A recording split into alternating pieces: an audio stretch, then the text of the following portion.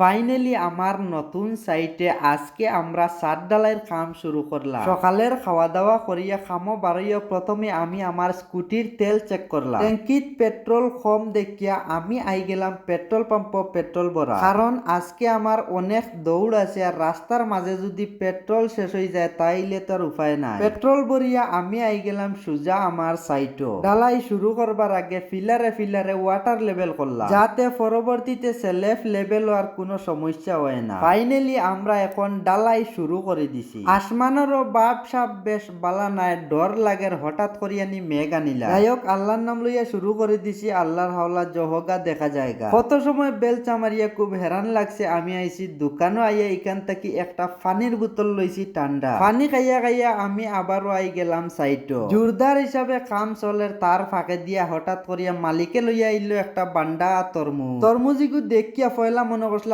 লাল হইতো না, বাদে দেখি আগুন। মধু মধু রসমালাই। তরমুজ কাটিয়া ছোট ছোট করে পিস করিয়ার যাতে সবে এক পিস যাতে বাটো পায়। তরমুজ কাটিয়া সিমেন্টর প্লেট লইয়া তাজেল বাইয়ে এক পিস করিয়া সবরে বাটিয়া দিতরা। এই গরমর সময় খামর মাঝে তরমুজ ভাইয়া মোটামুটি সবই খুশি। তরমুজ খাইতে খাইতে ভিডিওটা এন্ড করিয়া ভালো লাগলে চ্যানেলটা সাবস্ক্রাইব করিয়া পাশে থাকবা। ফেসবুক পেজও দেখলে পেজটা ফলো করি ভিডিওটা একটা শেয়ার মারি দিবা।